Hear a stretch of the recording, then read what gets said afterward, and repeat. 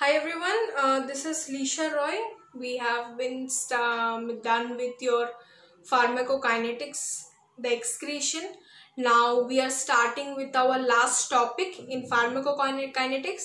After that, will start one by one with all the drugs like cholinergic, then non-cholinergic, adrenergic, non-adrenergic, then your anti-cuff.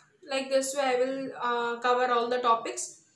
But here we have been means in this lecture we will do your transport and distribution.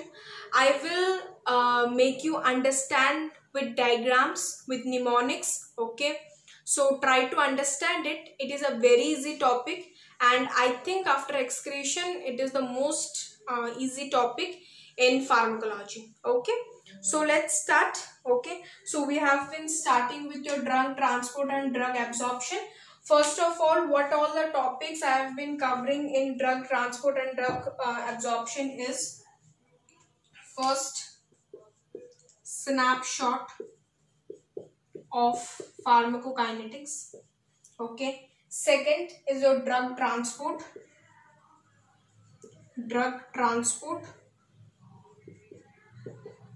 Third is drug absorption. Okay, and fourth will be your bioavailability.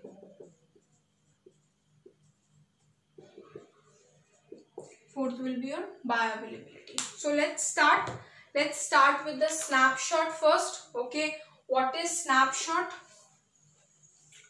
To rub this so that I can make a diagram.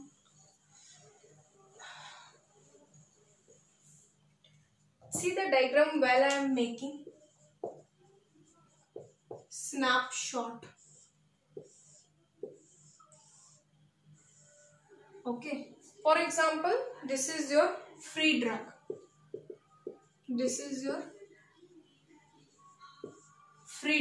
Okay, here we are having 5 things where it is maintaining a equilibrium. For example, first one is your absorption. Okay, second is your receptor site.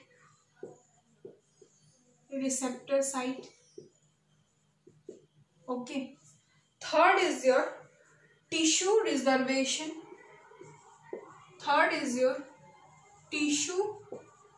reservation. Okay, then fourth is your bound drug. Okay, then fifth is your biotransformation.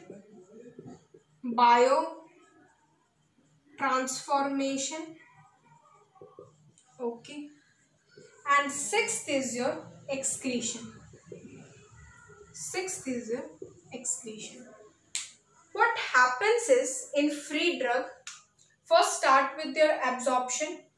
First drug come, it absorb, and it turns into free drug by the central compartment. First thing. Now comes to your receptor site. There is a bound equilibrium between bound and free. Okay. Third is your tissue resorption. Same thing. The same thing goes here also. There is a equilibrium. Okay. In free drug, there is also excretion. Okay. There is also, it turns into bound drug. Then it turns into biotransformation. Okay. So, I have already written the excretion. So this is the snapshot. You have to, it's very important to understand. सबसे पहले जब free drug हमारे body में आता है, सबसे पहले जब ड्रग आता है तो हमारे बॉडी में क्या होता है, एब्जॉर्ब होता है।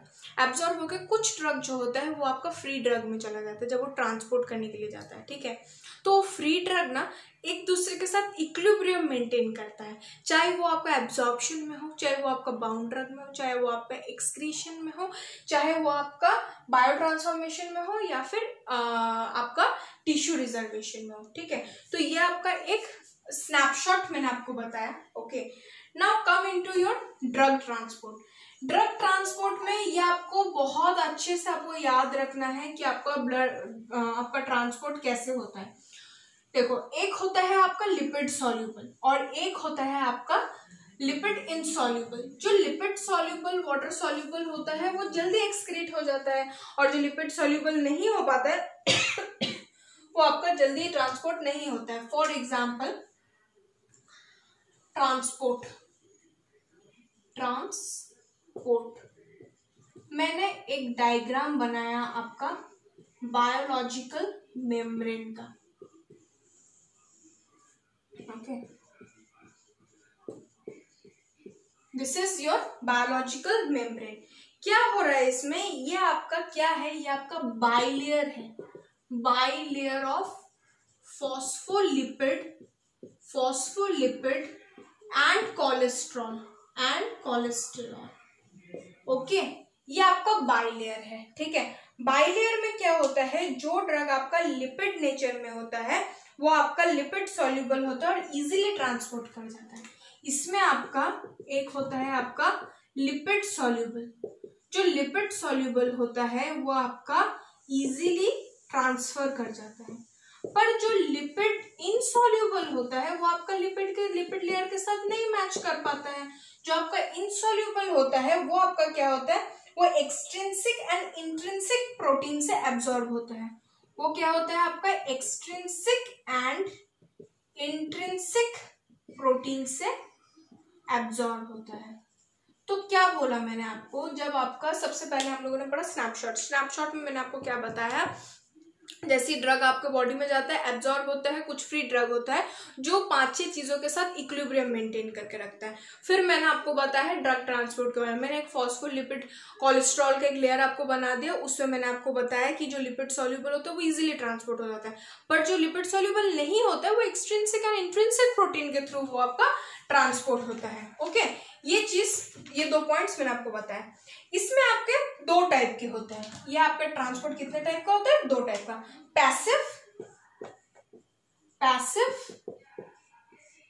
पैसिव ट्रांसपोर्ट और आपका होता है स्पेशलाइज्ड ट्रांसपोर्ट। ओके, तो पैसिव ट्रांसपोर्ट, स्पेशलाइज्ड ट्रांसपोर्ट, मैं आपको इसके बारे में मैं आपको बता देती हूँ। फॉर एग्जाम्पल, फिर मैं आपको फैक्टर्स बताऊंगी कि कौन कौन से फैक्टर्स होते हैं आपके ट्रांसपोर्ट के लिए। एक होता है आपका पैसिव ट्रांसपोर्ट। चलो मैं आपको पहले मैं टाइप बताती हूँ।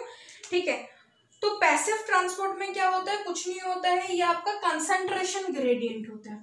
इसमें क्या होता है आपका कंसंट्रेशन ग्रेडियंट। इसमें क्या होगा आपका हाई ट्रांसपोर्ट से लोअर ट्रांसपोर्ट में जाएगा। क्लियर, ये आपका हाई ट्रांसपोर्ट से लोअर ट्रांसपोर्ट में जाएगा।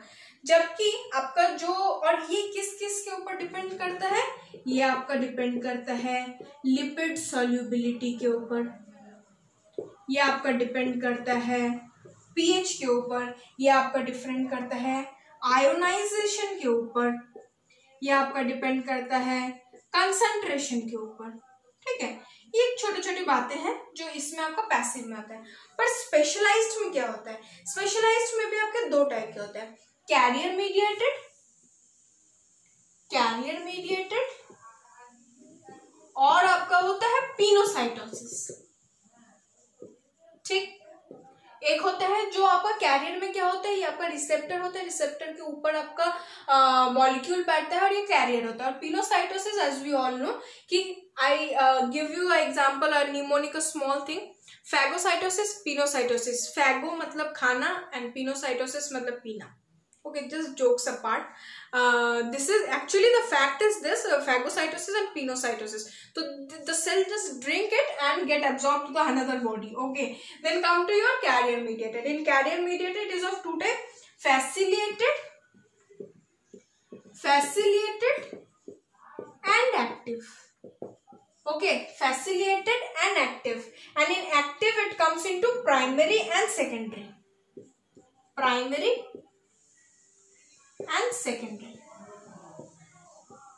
ठीक, carrier mediated, facilitated and active. Active में भी 2 है, primary and your secondary. Okay, Now comes into your what is passive diffusion and what is your active diffusion. कुछ नहीं है इसमें, ये कैरियर मीडिएटेड होता है, और जो ये एक्टिव होता है ये आपका हाई कंसंट्रेशन से, इसमें मतलब कि एनर्जी रिक्वायर्ड होता है. ओके, इसमें क्या होता है आपका एनर्जी रिक्वायर्ड होता है. So this is the type of the transport in our body. Okay. और पिनोसाइटोसिस में मैं आपको बता देती हूँ पिनोसाइटोसिस क्या होता है. इसमें आपका बिग मॉलिक्यूल्स का होता है, ये आपका बिग मॉलिक्यूल्स के होता है. ठीक है, pinocytosis. Now come into your मैं आपको ना कुछ एग्जाम्पल बताती हूँ कि ट्रांसपोर्ट होता कैसे है. ठीक है, for example aqueous solubility. For example aqueous solubility अगर एक्वस फॉर्म में अगर आपको है तो वो इजीली ट्रांसपोर्ट होगा, वी ऑल नो. ठीक है, फिर अगर मान लीजिए कि वो आपका लिपिड सॉल्युबल है तो वो इजीली ट्रांसपोर्ट होगा. ठीक है, फॉर एग्जाम्पल वो आईवी रूट के थ्रू है तो वो इजीली ट्रांसपोर्ट होगा. वैसे ही जब हम लोग का ओरल रूट के थ्रू होता है तो ये हम लोग का आईवी रूट से कम मतलब कि कम जल्दी आपका ट्रांसपोर्ट होता है. Okay, so this is the conditions. For example आपका जैसे और कुछ ड्रग ऐसे जो हम लोग को ओरल रूट के थ्रू देना ही पड़ता है, जैसे एसिडिक ड्रग, जैसे सैलिसाइक्लेट्स हो गया. कुछ आपका ओरल रूट के थ्रू ऐसे भी होते हैं. फॉर एग्जांपल आपके बेसिक ड्रग जैसे आपका जो कि ड्यूडेनम में जाके आपका एब्जॉर्ब होता है. ठीक है, एग्जांपल आपको मॉर्फिन हो गया, क्यूनिन हो गया. ये आप आईवी रूट में नहीं दे सकते, ये आपको ओरल रूट में ही देना पड़ेगा. क्यों? क्योंकि इसका एब्जॉर्प्शन कहाँ पे हो रहा है, ड्यूडेनम में हो रहा है. ठीक है, तो ये डिफरेंट टाइप के आपके होते हैं. ठीक है, नाउ कम टू योर मैंने आपको ये भी बता दिया कि कौन कौन से ड्रग्स आपके कहाँ कहाँ जाके ट्रांसपोर्ट कर रहे हैं. ठीक है, कुछ एग्जांपल मैं आपको बताती हूँ. Drugs in GIT. जीआईटी में कौन कौन से ड्रग्स होते हैं, I am telling you the proper line क्या आया था. Penicillin degraded by acid and insulin is degraded by peptidase. हम लोग के स्टोमक में बहुत तरीके का एंजाइम होता है, जैसे पेप्टिडाइज, जैसे एसिडिक मीडियम चाहिए तो कुछ एंटीबायोटिक एंटीमाइक्रोबियल क्या होता है उसी मीडियम में जाके ही डिग्रेड होगा और तभी वो मेटाबोलाइज हो पाएगा. फॉर एग्जांपल आपका पेनिसिलिन हो गया. ठीक है, तो ये सारे एग्जांपल के कि इसको हम लोग को ओरली ही लेना है, जो कि जीआईटी में ही आपका एब्जॉर्ब हो रहा है. ठीक है, नाउ अदर ड्रग जैसे कुछ में जैसे आपका ल्यूमिनल मतलब ल्यूमिन में जाके ही आपका एब्जॉर्ब होगा. फॉर एग्जांपल आपका tetracycline. Okay, now subcutaneous. Subcutaneous क्या होता है, जो लिपिड सॉल्युबल होता है, बिग मॉलिक्यूल्स के होते हैं, वो हम लोग को सबक्यूटेनियस देना पड़ता है. Then heat and muscular exercises, जैसे कि हीट और मस्कुलर एक्सरसाइज करके हम लोग जो देते हैं वो हम लोग सबक्यूटेनियस रूट के थ्रू देते हैं, मतलब कि स्किन में थोड़ा सा हीट प्रोड्यूस करके फिर हम लोग उसको मतलब इंजेक्ट करते हैं. फॉर एग्जांपल आपका जो भी हम लोग टॉपिकल साइट्स में या टॉपिकल क्रीम वगैरह जो भी हम लोग लगाते हैं, for example GTN, estradiol. Okay, now come into your bioavailability of drug. Bioavailability of the drug क्या होता है. ओके, ये मैं आपको इसमें समझाती हूँ. तो ट्रांसपोर्ट में हम लोगों ने क्या क्या पढ़ा. ट्रांसपोर्ट में हम लोगों ने पढ़ा कि ट्रांसपोर्ट कैसे होता है. I will make you revise, don't worry. मैं आपको रिवीजन बता ही देती हूँ क्योंकि ये लास्ट टॉपिक है ट्रांसपोर्ट का. ओके, तो मैंने ट्रांसपोर्ट में ये पढ़ा कि हम लोग का जो ट्रांसपोर्ट होता है वो डिफरेंट मीडियम्स के थ्रू होता है. ठीक है, आपका अगर ओरली है तो कुछ ड्रग क्या होता है जो जीआईटी में जाके ही एब्जॉर्ब होता है. फॉर एग्जाम्पल आपका पेनिसिलिन. ठीक है, कुछ क्या होता है सबक्यूटेनियस में ही होता है, फॉर एग्जांपल यानी टॉपिकल एजेंट. और कुछ क्या होता है जो बिग मॉलिक्यूल्स होते हैं और लिपिड सॉल्युबल होता है, वो आपका क्या होता है, वो आपका मतलब आईवी रूट के थ्रू ही आपका जा सकता है. ठीक है, और कुछ क्या होता है ल्यूमिनल होता है, फॉर एग्जांपल आपका tetracycline. First point. Second point हम लोगों ने पढ़ा कि कौन कौन से टाइप के हम लोग के ट्रांसपोर्ट होते हैं. ट्रांसपोर्ट जो होते हैं वो आपके दो टाइप के होते हैं. ठीक है, एक होता है आपका फैसिलिटेटेड ट्रांसपोर्ट. फैसिलिटेटेड ट्रांसपोर्ट वही होता है, और एक होता है आपका एक्टिव ट्रांसपोर्ट. एक्टिव ट्रांसपोर्ट में क्या होता है आपका कि इसमें आपका high concentration to low concentration जाता है. ठीक है, और फैसिलिटेटेड में होता है दो टाइप का होता है, एक होता है कैरियर मीडिएटेड, एक होता है पिनोसाइटोसिस. कैरियर मीडिएटेड में भी दो टाइप के होते हैं, फैसिलिटेटेड, एक्टिव. बट पिनोसाइटोसिस उन्हीं का होता है जो हम लोगों का बिग मॉलिक्यूल्स होते हैं. ठीक है, अब आ जाते हैं हम लोग डिफरेंट टाइप्स ऑफ की फैक्टर क्या क्या इन्वॉल्व होता है। देखो, अगर हम लोगों का अगर लिपिड सॉल्यूबल है तो हम लोग का ये ज्यादा से ज्यादा एब्जॉर्ब होगा। क्यों? क्योंकि हम लोग का जो स्किन में जो एब्जॉर्प्शन साइट में उसमें हम लोगों का फॉस्फोबाइलेयर होता है कोलेस्ट्रॉल का, ठीक है। तो क्या होता है, जो लिपिड सॉल्यूबल होता है वो लिपिड के साथ एब्जॉर्ब हो जाता है, और जो हम लोग का जो लिपिड सॉल्यूबल नहीं हो पाता है वो हम लोग का एक्सट्रिंसिक और इंट्रिंसिक प्रोटीन के थ्रू हम लोगों का ये ट्रांसपोर्ट होता है। ओके, अब आते हैं हम लोग की हम लोग का एब्जॉर्प्शन हो गया, साइट ऑफ एब्जॉर्प्शन हो गया, टाइप्स ऑफ एब्जॉर्प्शन हो गया, फैक्टर्स इन्वॉल्विंग एब्जॉर्प्शन हो गया, ठीक है। अब हम लोग का ये होता है एब्जॉर्प्शन, बोलो सॉरी, ट्रांसपोर्ट। अब हम लोग आते हैं बायो अवेलेबिलिटी। ट्रांसपोर्ट का हम लोगों का लास्ट टॉपिक है बायो अवेलेबिलिटी। बायो अवेलेबिलिटी में क्या होता है आपका, rate of extent of absorption of the drug from the doses form. Dose form से कितना लंबा ये हम लोग का एब्जॉर्ब हो सकता है, इसको हम लोग बोलते हैं बायो अवेलेबिलिटी। बायो अवेलेबिलिटी, ठीक है। तो डोजेस फॉर्म से कितना हम लोग का एब्जॉर्ब हो सकता है उसको हम लोग बोलते हैं बायो अवेलेबिलिटी, ठीक है। ये हम लोगों का क्या होता है, अगर मैं आपको एक एग्जांपल देती हूँ। फॉर एग्जांपल, अगर हम लोग आईवी रूट के थ्रू अगर किसी भी ड्रग को ले रहे हैं तो उसका हम लोगों का 100% बायो अवेलेबिलिटी होता है, जबकि अगर हम लोग ओरल रूट के थ्रू ले रहे हैं तो हम लोग को थोड़ा कम बायो अवेलेबिलिटी होता है और ये धीरे धीरे होता है। और अगर हम लोग सब क्यूटेनियस या फिर हम लोगों का मस्कुलर रूट के थ्रू होता है, इसमें भी 100% नहीं होता पर अबाउट टू 100% हम लोगों का होता है। Okay, so this is all about your bio availability. एक बात आता है आपका, फॉर एग्जांपल आपका ओरल रूट के थ्रू हम लोग लेते हैं तो हम लोग का बायो अवेलेबिलिटी क्यों कम होता है?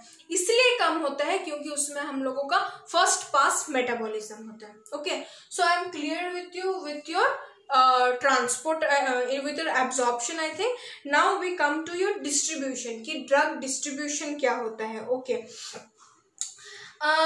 एक वर्ड भी आता है आपका bio equivalence. Okay, bio equivalence क्या होता है, फॉर एग्जांपल दो ड्रग है, ठीक है, मैन्युफैक्चर आपका दो ड्रग बना रहा है पर डिफरेंट मैन्युफैक्चर से बना रहा है। फॉर एग्जाम्पल, कोई सिप्ला कंपनी बना रहा है तो कोई आपका डॉक्टर रेड्डी बना रहा है। I am just giving you example, ठीक है। तो इसमें क्या होता है कि दोनों अलग अलग मैन्युफैक्चर है, तो हो सकता है कि इसका बायो इक्विवेलेंस दोनों का डिफरेंट है, ठीक है। इसका क्लियरेंस रेट हो गया, एब्जॉर्प्शन रेट हो गया, डिस्ट्रीब्यूशन रेट हो गया, ये थोड़ा बहुत आपका डिफरेंस हो सकता है, ठीक है।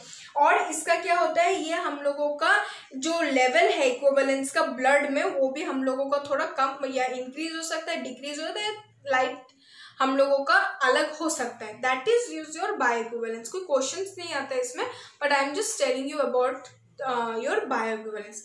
In the next lecture I will be starting, नहीं तो लेक्चर बहुत बड़ा और बोरिंग हो जाएगा, तो in the next lecture I will be starting with your drug distribution. Okay, so stay tuned and please read about the last topic, that is your drug distribution. Thank you and have a nice day.